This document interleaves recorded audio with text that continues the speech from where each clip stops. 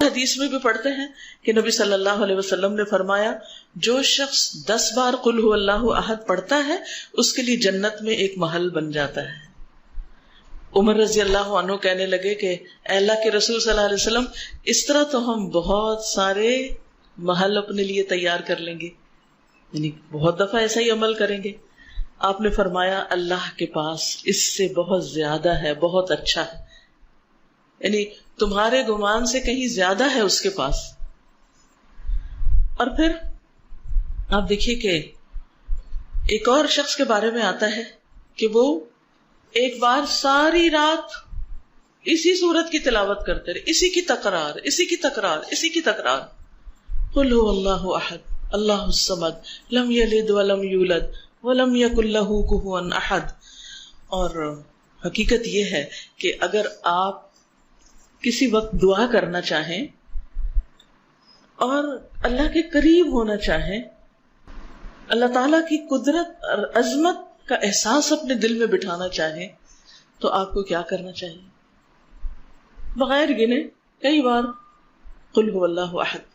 اگر آپ کو ریاکاری کا ڈر ہے، شرک کا اندیشہ ہے، شرک سے ڈرتے ہیں، اپنے اندر اخلاص پیدا کرنا چاہتے ہیں، تو اسی صورت کو پڑھیں، بار بار پڑھیں، اور پھر اس کی تاثیر آپ دیکھیں.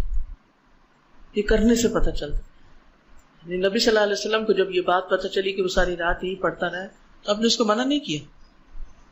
اس لیے اگر کوئی اس کو ایک سے زیادہ بار پڑھتا ہے تو کوئی منع نہیں ہے، لیکن اس کے لیے کوئی جگہ، کوئی وقت، کوئی گنتی، کوئی ہنسا کچھ مقرر نہیں. کیونکہ ایک ہی آیت کا یا ایک سورت کا بار بار پڑھنا انسان کے اندر اس کا فہم زیادہ کرتا ہے، اس کے اندر غور و فکر اور تدبر زیادہ ہو جاتا ہے. تدبر کے لیے تکرار چاہیے ہوتی، بار بار پڑھو. ہم تو ایک دفعہ قرآن پڑھتے ہیں اور اس کے بعد بند کر کے وہ اوپر شیلف میں رکھ دیتے ہیں، مکمل ہو گیا، اب مزید اس سے کوئی کام نہیں. اس کی فضیلت یا اس کے بارے میں یہ بھی آتا ہے کہ یہ انسان کی بیماریوں کو دور کرنے والی ہے. اب بیماریوں کو کیسے دور کرنے والی؟ سب سے بڑی بیماری اور علت کیا ہے؟ شرک. سارے غم ہی شرک کی وجہ سے آتے ہیں، ساری مصیبتیں شرک کی وجہ سے آتی ہیں. اللہ سبحانہ تعالیٰ کی ناراضگی شرک کی وجہ سے آتی، چاہے شرک اکبر ہو چاہے شرک اصغر ہو.